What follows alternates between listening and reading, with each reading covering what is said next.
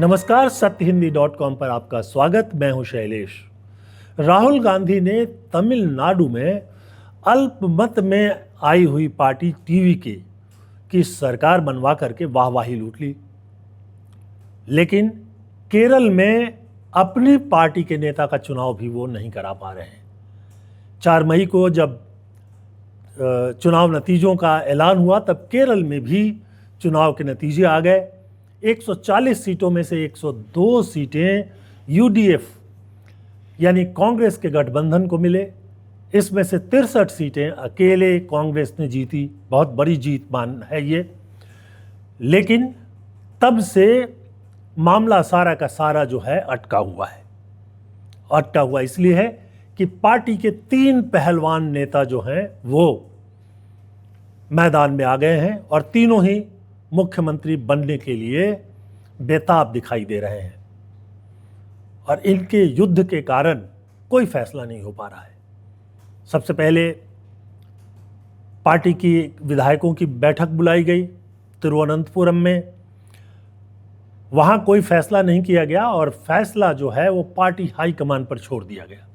Party high command का मतलब party के अध्यक्ष खड़गे और पार्टी के दूसरे बड़े नेता और लोकसभा में विपक्ष के नेता राहुल गांधी। अब पिछले 3-4 दिनों से केरल को लेकर दिल्ली में लगातार बातचीत चल रही है, लेकिन किसी एक नाम पर सहमति नहीं हो पा रही है। आप देखिए कि कैसे तमिलनाडु में टीवीके को बहुमत नहीं मिला था। उनको बहुमत के लिए करीब 11 और विधायकों की ज़रूरत थी। कांग्रेस ने आगे बढ़ करके अपने 5 विधायकों का समर्थन दिया। बाद में और पार्टियां आ गई और उनको बहुमत मिल गया और उनकी सरकार भी बन गई। विजय मुख्यमंत्री बन गए। मुख्यमंत्री के शपथ ग्रहण में राहुल गांधी शामिल हो आए, लेकिन अपनी पार्टी में ही नेता का चुनाव वो नहीं कर पा रहे हैं। और ये जो नेता हैं जो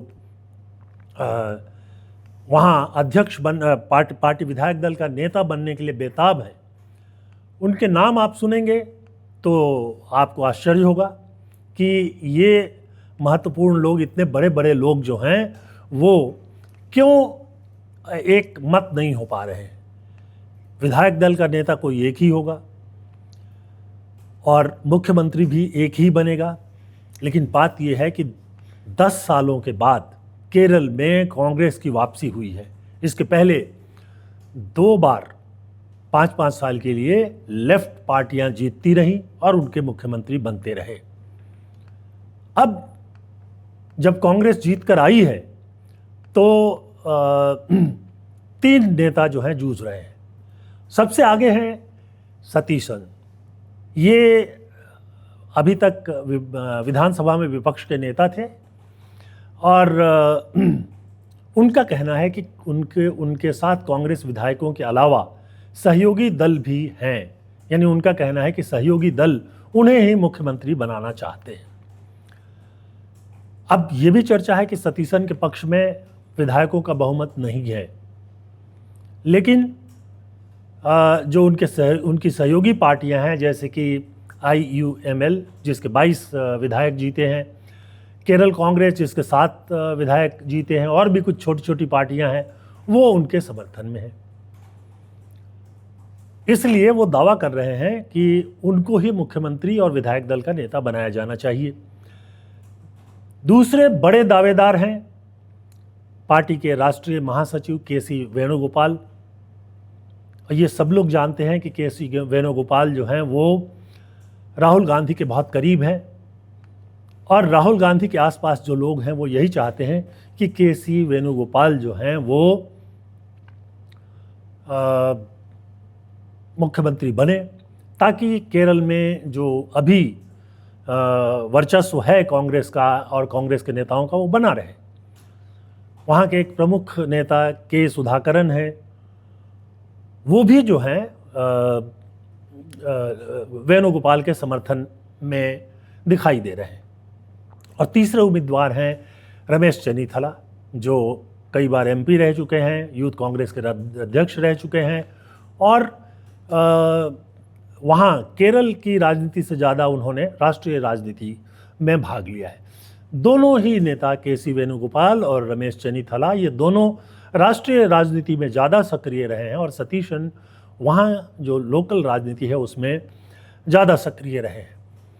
अब हालत ये है कि नेता के नाम पर फैसला नहीं हो पा रहा है, लेकिन अगर आप सोशल मीडिया पर जाइए तो एक दूसरे के समर्थन में और विरोध में एक तरह की बाढ़ आई हुई है।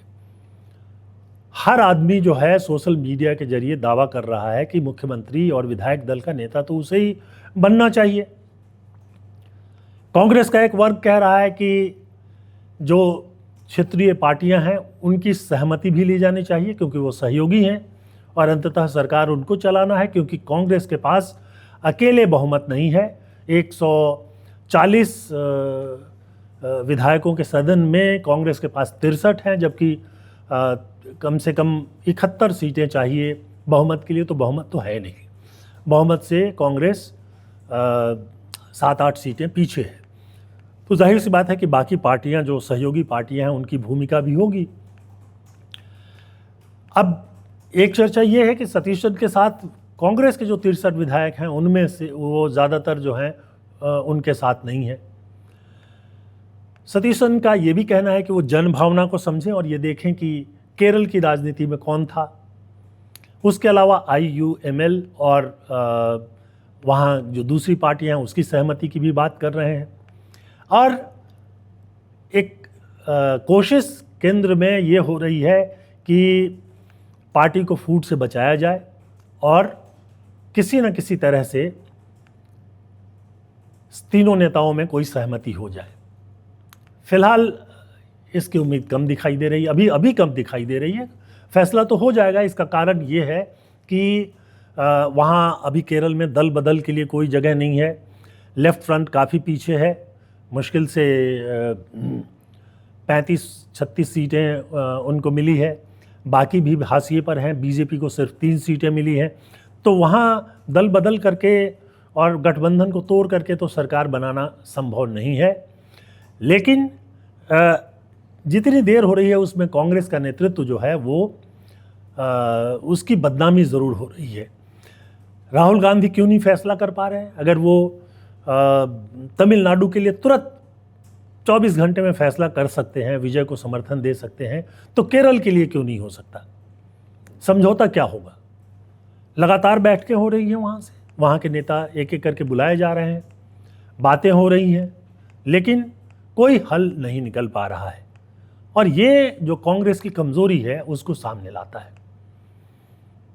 कांग्रेस की समस्या हमेशा ये रही है कि वो तय नहीं कर पाते। बीजेपी की तरह या कम से कम मोदी और अमित शाह के बीजेपी की तरह फैसला वो नहीं ले सकते।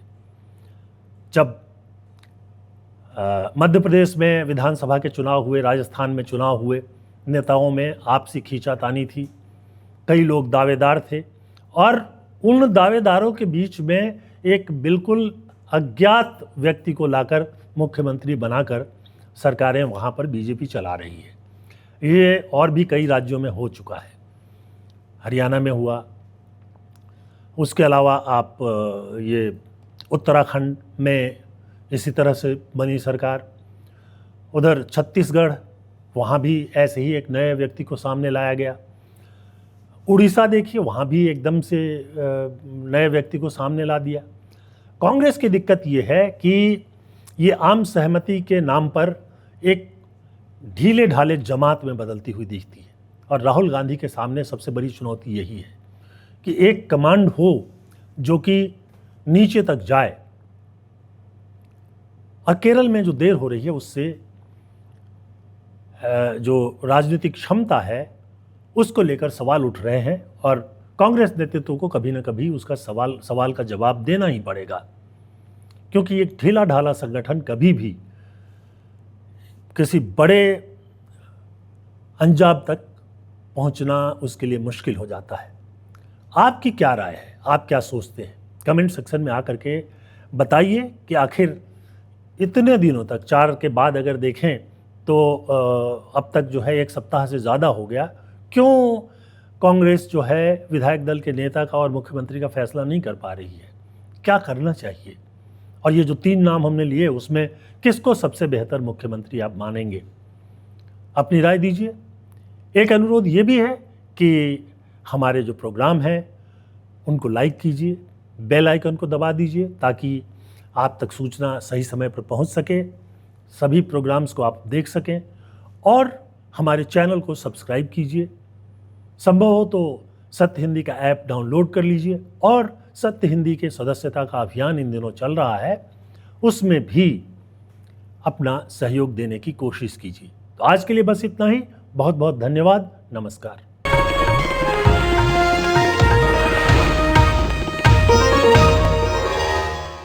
Copyright disclaimer under Section 107 of the Copyright Act 1976. Allowance is made for fair use for purposes such as criticism, comment, news reporting, scholarship, and research. Fair use is a use permitted by copyright statute that might otherwise be infringing.